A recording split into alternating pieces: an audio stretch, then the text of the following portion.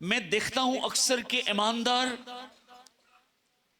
मतलब मसीह पर यकीन रखने वाले लोग, मसीही लोग आम लोगों की तरह दुनिया की फिक्रों में पड़े हुए हैं, टेंशन में हैं, और हर घर में परेशानी है। उस परेशानी की नौयत फर्क हो सकती है। आपकी परेशानी दूसरे की परेशानी से फर्क है, पर फिर भी आप परेशान हैं। कुछ लोग शादी करके परेशान हैं, मैं मिसाल दे रहा हूं, आपको नहीं कह रहा। और जिनकी शादी नहीं हुई वो इसलिए परेशान है, मेरा ब्याह नहीं हो रहा, पर परेशानी है। कुछ लोग बच्चे ना होने की वजह से परेशान हैं, ते जिन्ना दे है ने वो भी परेशान ने, तेनू ते वो उन्होंने मार रहे हैं। कुछ लोग जिंदगी पाने के लिए परेशान हैं, और कुछ लोग जिंदगी के से होने के लिए परेशान हैं। आपकी परेशानी की नौयत फर्क हो सकती है।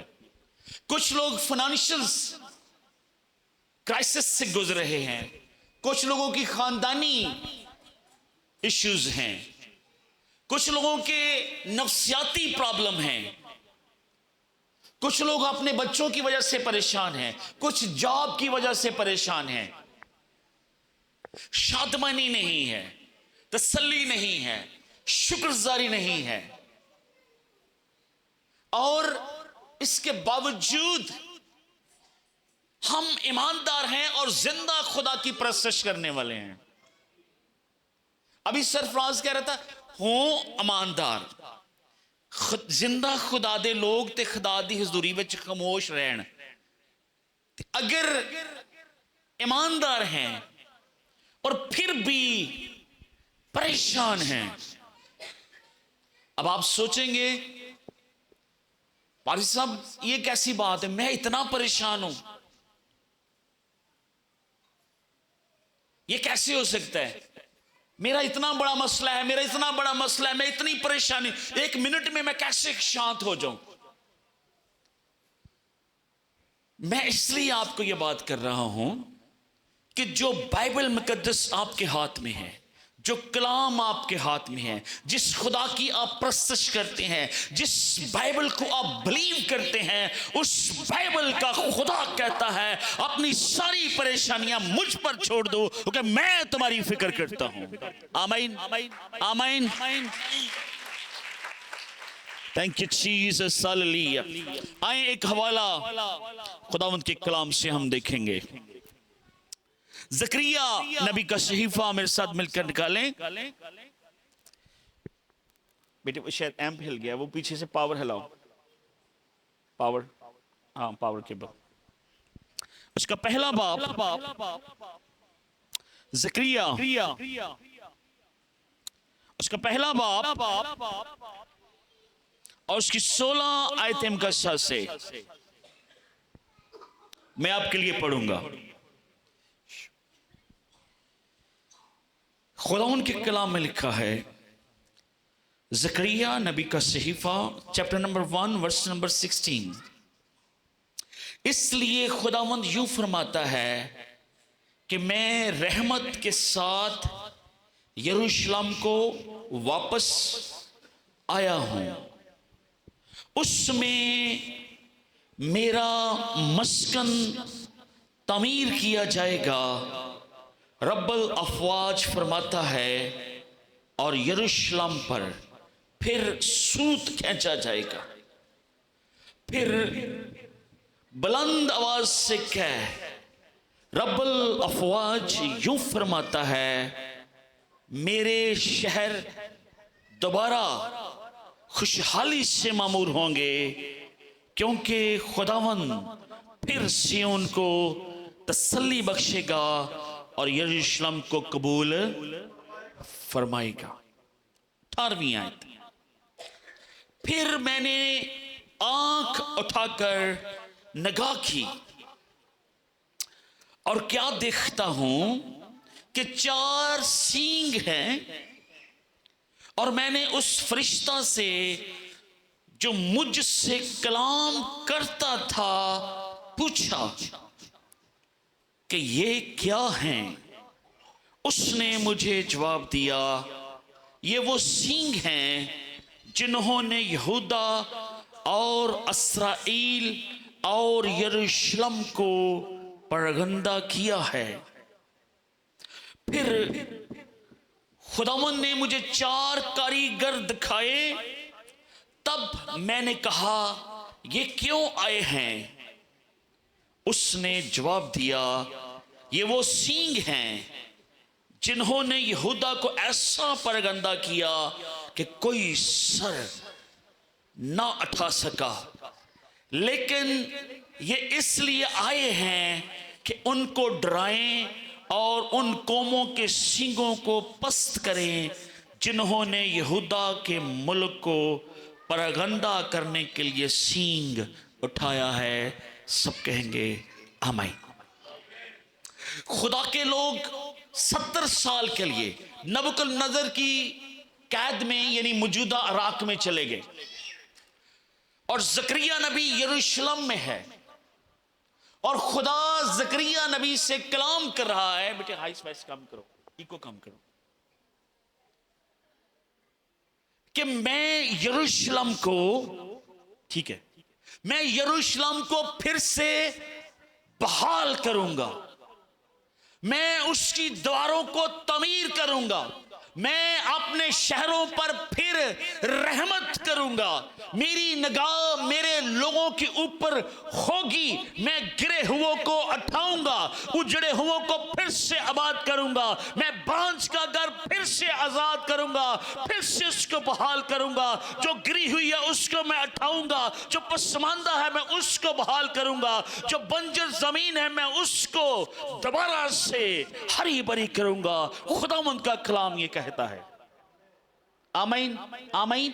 4 जो सींग जकरिया को नजर आए हैं, ये वो सारी परेशानियां हैं, ये सारे दुश्मन हैं जो खुदा के लोगों को गिराते हैं, जिन्होंने दबाया है, जिन्होंने परगंदा किया है, जिन्होंने तबाह किया है। और आगे 4 कारीगरों का जिक्र है। ਜਦੋਂ ਅਸੀਂ अंग्रेजी तर्जमा पढ़ने तो उत्थे कारपेंटर लिखे है, 4 कारपेंटर, 4 तरखान आए, पहला 4 सींग और उसके बाद 4 कारीगर, 4 लकड़हारे, 4 लकड़ी के कारीगर आए हैं। पहले जकरिया ने पूछा ये सिंगां दा की मतलब है, खुदा ने दस्या।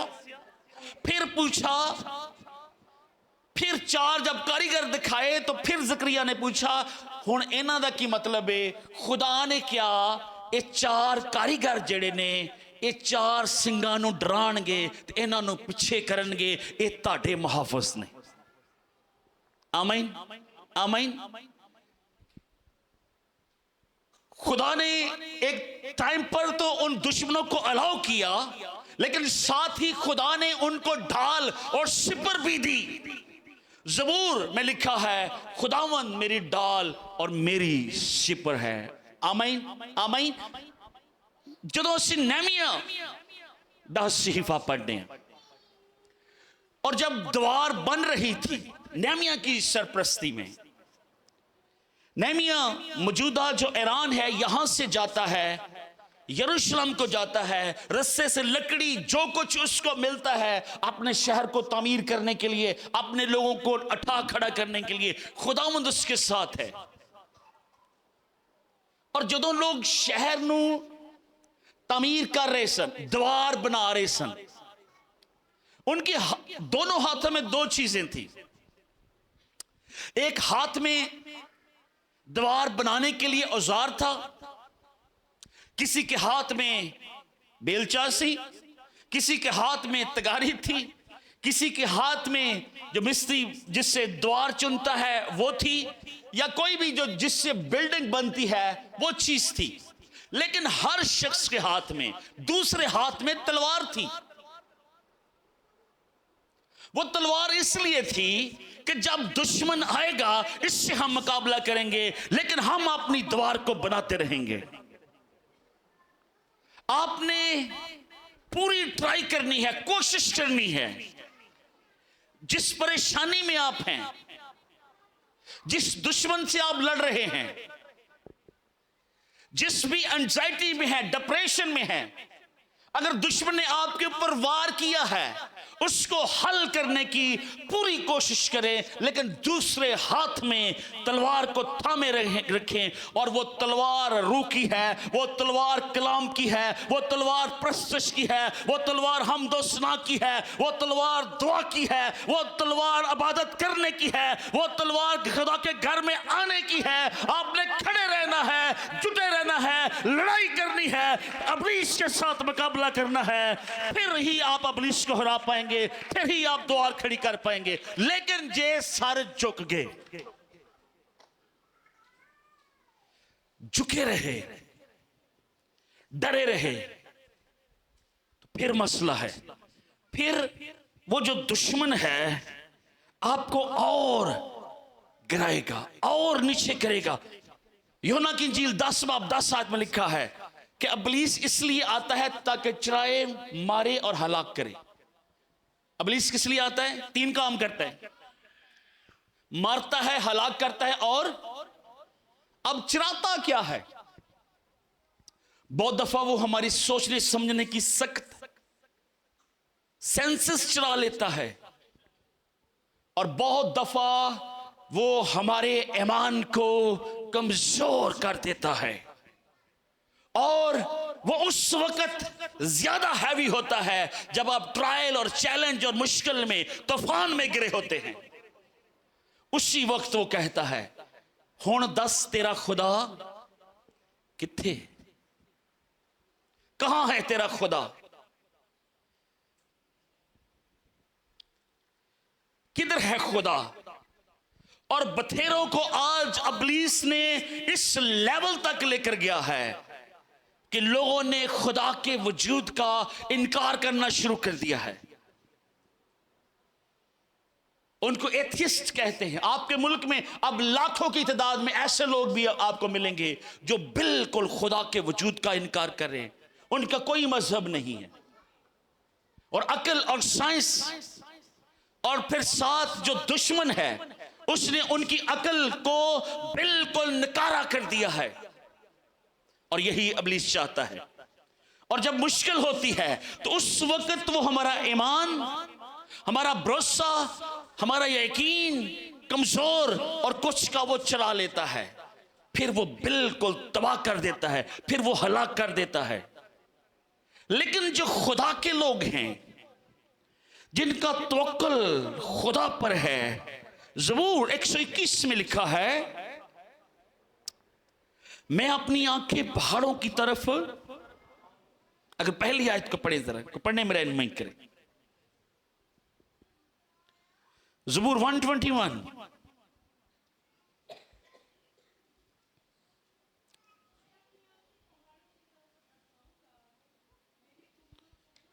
मैं अपनी आंखें पहाड़ों की तरफ उठाऊंगा, मेरी खुमक कहां से आएगी? मेरी खुमक खुदावन से है,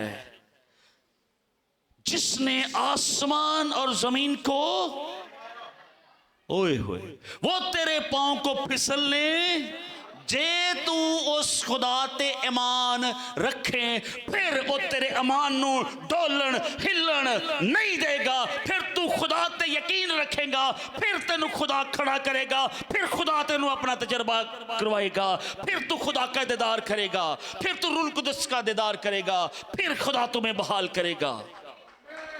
आमीन।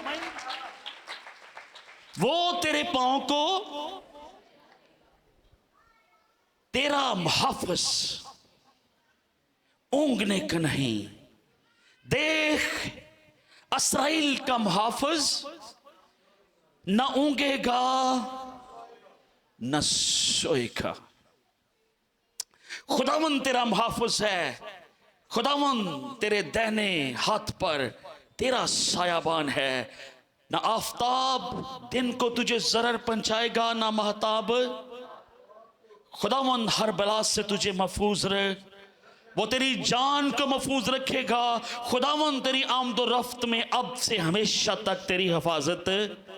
ये उनके लिए है जिनके लिए खुदा और उसका कलाम जिंदा है, उत्तम है, हर चीज से बढ़कर है, जिनके नजदीक उनका खुदा कादर मुतलक है। मसला किधर है? प्रॉब्लम कहां है?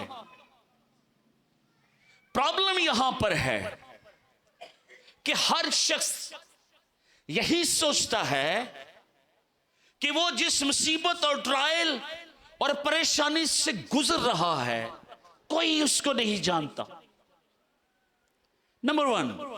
नंबर 2, वो सोचता है कि ये मुश्किल शायद सिर्फ मेरे साथ है, ये दुख सिर्फ मेरे साथ है, ये प्रॉब्लम सिर्फ मेरे साथ है और किसी के साथ नहीं है। ये इंसानी फितरत है। और कभी कभी वो इतना परेशान होता है कि वो ये भी सोचना छोड़ देता है कि जिस खालिक ने मुझे तख्लीक किया है वो जानता है और वो देख रहा है। अगर हम खुदा को कादर मुतलक कहते हैं, जब खुदा स्मरना की कलीसिया को मुकाशवा की किताब में खत लिखवा रहा है यूहन्ना अरब से, तो खुदा यूहन्ना से कह रहा है स्मरना की कलीसिया के लिए, मैं तेरे दुख और मुसीबतों को जानता हूं। अजीब बात है, खुदा कह रहे मैं तेरे दुखों से वाकिफ हूं, मैं तेरी टेंशन से वाकिफ हूं, तेरे ट्रायल से वाकिफ हूं, तेरी मुसीबत से वाकिफ हूं। और आगे जाके होर एक गाल कर दे कि जो दुख तुझे सहने होंगे उनसे तुझे गुजरना होगा। इंसान का मसला यह है कि हमारी एक हद है सोचने की, जिस तरह हमारी देखने की एक हद है। एक इंसान कितने मीटर तक देख सकता है? 200, 400, 500 मीटर तक शायद, या 1 मील तक, मुझे पता नहीं, मेरी आई साइड वीक है। पर आपका खुदा अनलिमिटेड आंखें रखता है, पूरी कायनात और यूनिवर्सल को देख सकता है।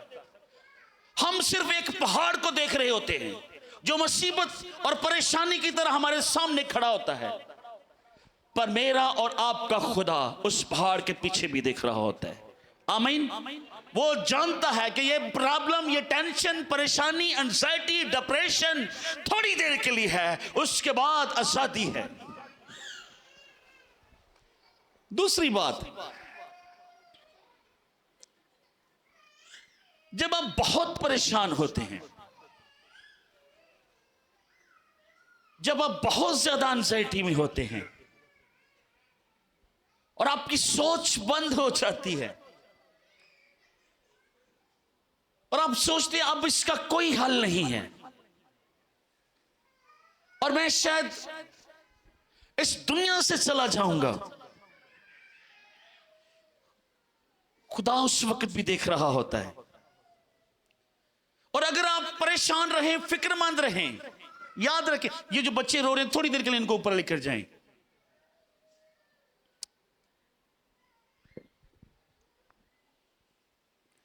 खुदा क्यों ये फरमाता है कि अपनी सारी फिक्रें मुझ पर छोड़ दो? फिलिपियों के खत में लिखा है, किसी बात की फिक्र ना करो, बल्कि हर एक बात में तुम्हारी दरख्वास्तें दुआ और मिन्नत के वसीला से शुक्रगुजारी के साथ खुदा के सामने पेश की जाएं। किसी बात की फिक्र, बल्कि हर एक बात में तुम्हारी दरख्वास्तें दुआ और मिन्नत के वसीला से शुक्रगुजारी के साथ खुदा किसी बात की फिक्र, अब अकल रखने वाला बंदा, समझ रखने वाला बंदा, वो सवाल करता है, वो कहता है कि कैसे मुमकिन है कि इंसान किसी बात की फिक्र ना करे। जिस परेशानी में वो मुब्तला है, जिस परेशानी से वो गुजर रहा है, जिस एंजाइटी, डिप्रेशन और परेशानी, जो हादसा उसके साथ हुआ है, ये कैसे मुमकिन है कि वो उसकी फिक्र ना करे। लेकिन ये सिर्फ खुदा कह सकता है। हम समझते हैं, जब हम ये सोचते हैं अच्छा हम मर जाएंगे, तो खुदा क्या कह रहा है? खुदा मुकाशफा की किताब में मरने वालों को भी मुबारक कह रहा है। हमारी सोच सिर्फ इसी जिंदगी तक है, परेशानियां सिर्फ इसी जिंदगी तक है, लेकिन खुदा हमारी जिंदगी को मरने के बाद भी देख रहा है। खुदा ये जानता है कि ये दुख और टेंशन और परेशानी थोड़ी देर के लिए है और उसके बाद रहाई है। खुदा हमारी जिंदगी को सिर्फ इसी जमीन की हद तक नहीं देखता। खुदा ऐसे हमें देख रहा है, ये समझ ले पूरी दुनिया एक प्लेट में रखी हुई है खुदा के नजदीक, पूरी दुनिया। और खुदा उन पहाड़ों, समुद्रों को, इंसानों को उस प्लेट में रखी हुई दुनिया को देख रहा है। और खुदा ये जानता एक दिन वो खुद उस प्लेट को, यानी उस दुनिया को फिर से नया बना देगा। मेरी बात कितने लोगों को समझ आ रही? इसमें कोई शक नहीं, हम सबकी अपनी अपनी दुनिया है और उसी के इर्द गिर्द ही हमारी सोच है, और इसलिए हम परेशान। पर खुदा जब ऊपर से देखता है, यशायाह नबी के सीफे में लिखा है, पूरी जो खुश्की है, तरी है, मिट्टी है, जमीन है, खुदा के नजदीक एक रेत के जर्रे के बराबर है, और समुद्रों का पानी डोल के बूंद की मानंद है। अब जो खुद खालिक कायनात है, वो दुनिया को कैसे देख रहा है? सिर्फ वही कह सकता है कि किसी बात में फिक्र। इवन यीशु मसीह ने कहा मत्ती 6:27 में, तुम में ऐसा कौन है जो फिक्र करके अपनी उम्र में एक घड़ी भी बढ़ा सके?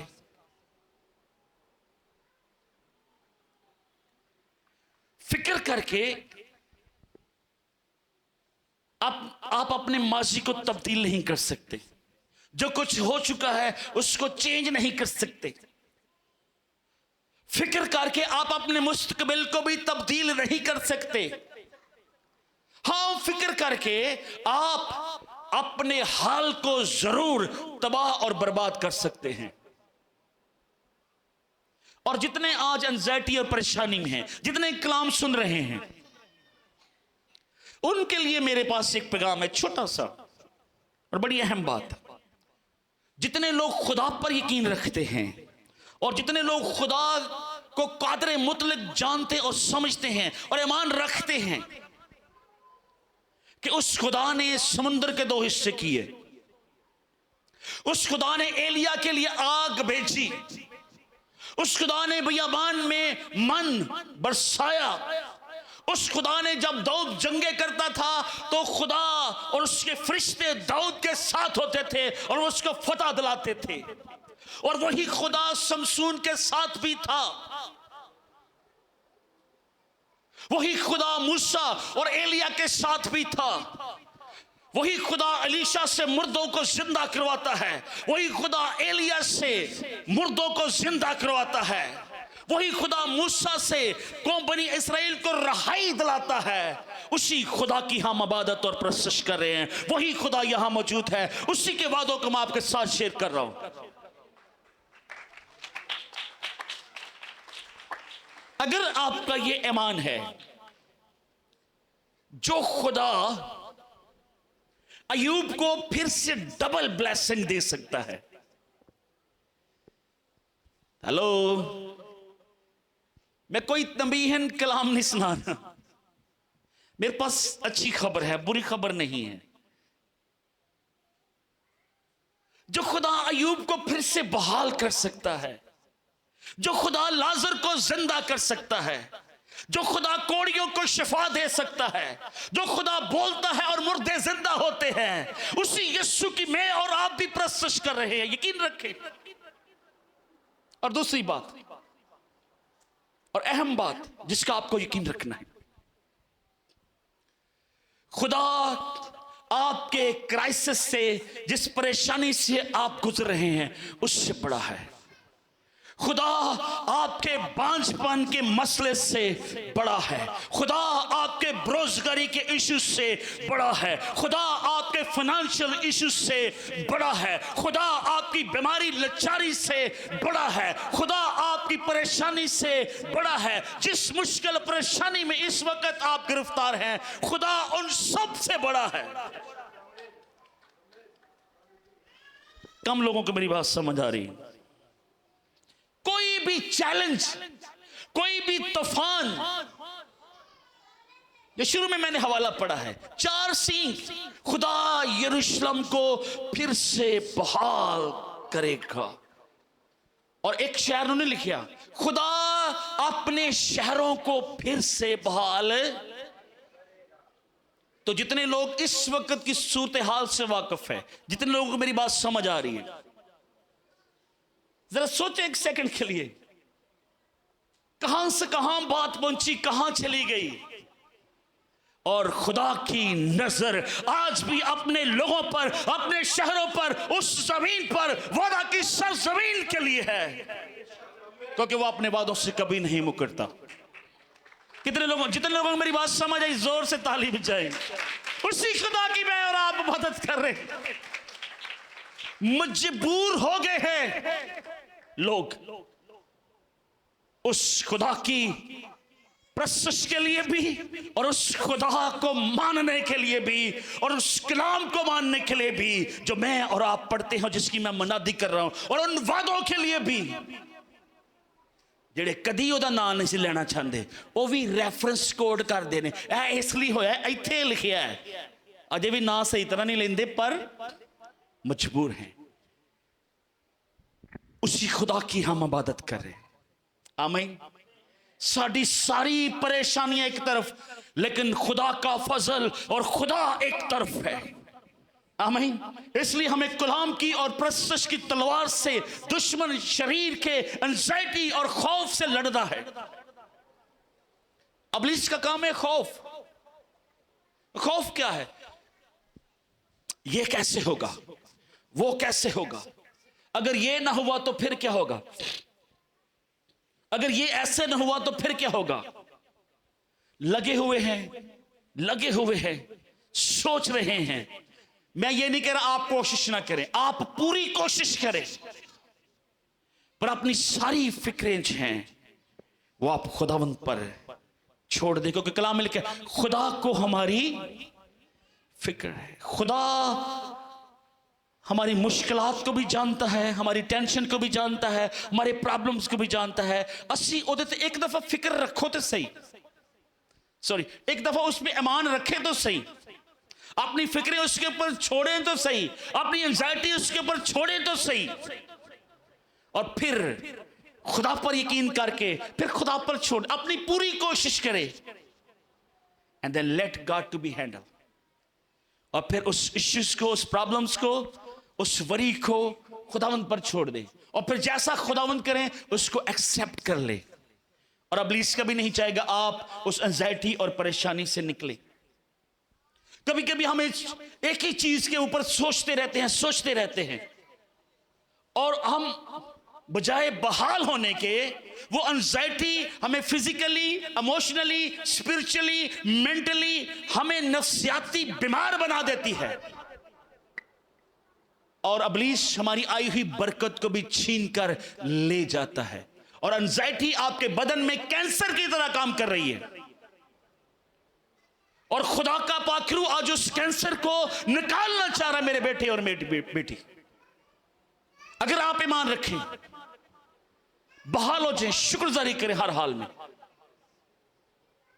यकीन रखिए उसके ऊपर कि वो आपकी परेशानी से वाकिफ है। ज़बूर 56 में लिखा है, तू मेरी आवारगी का हिसाब रखता है, मेरे आंसुओं को अपने मशकीज़ा में रख ले।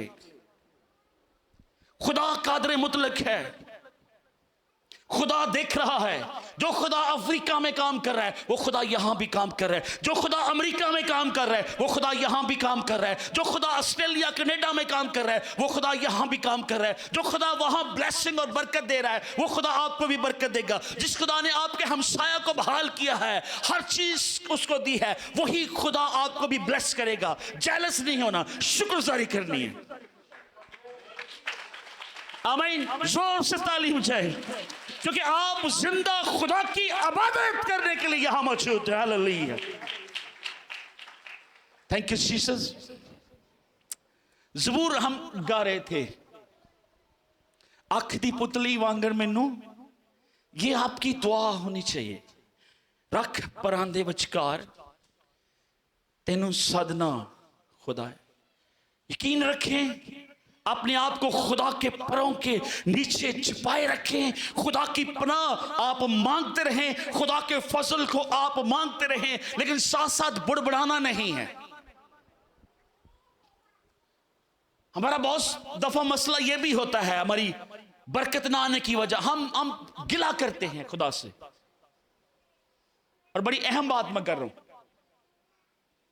जब मसाइल और प्रॉब्लम मुश्किलात आती है, इंसानी फितरत है, वो किसी ना किसी के ऊपर जरूर इल्जाम लगाता है। और अगर प्रॉब्लम नेचुरल है तो फिर हम खुदा के साथ गिला करते हैं। अबरानियों के खत में बड़ा वाज़ेह क्लियर इसके ऊपर लिखा है कि बहुत सारे लोग ऐसा करते करते खुदा की रहमत और बख्शिश से दूर हो जाते हैं, उसके हाथ से निकल जाते हैं। खुदा के साथ मत गिला करें। कितने लोग करते हैं, छोड़ दें। कितने लोग नहीं करेंगे?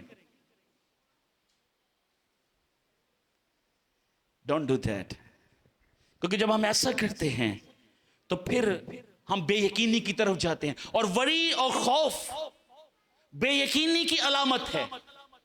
ईमान और तसल्ली और शुक्रगुजारी जो है वो ईमानदारों का शेवा है। और याद रखें, प्रस्तश करना रास्तबाजों का शेवा है। जब आप प्रस्तश कर रहे हैं तो रास्तबाज ही प्रस्तश करते हैं। और रास्तबाज आप उस वक्त है जब आपका यकीन और भरोसा खुदावंद के ऊपर 110% है, ज्यादा है। मेरी एंजाइटी और परेशानी, मैं इसको कैसे करता हूं?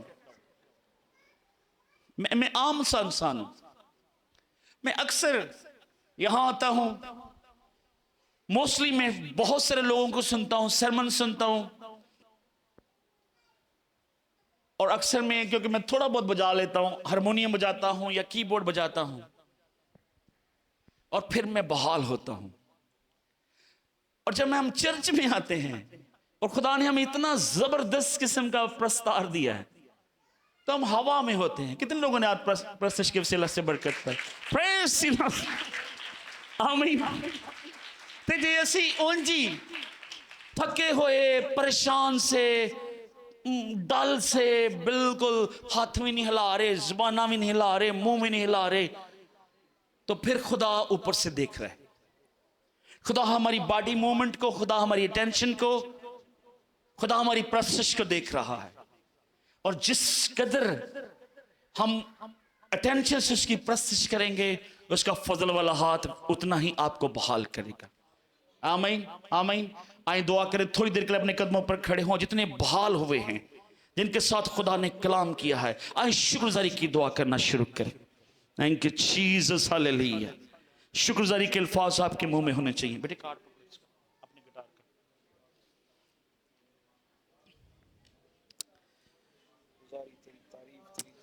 Thank you, Jesus. Hallelujah. Rabala zarakabash. Hallelujah. आइए एक लाइन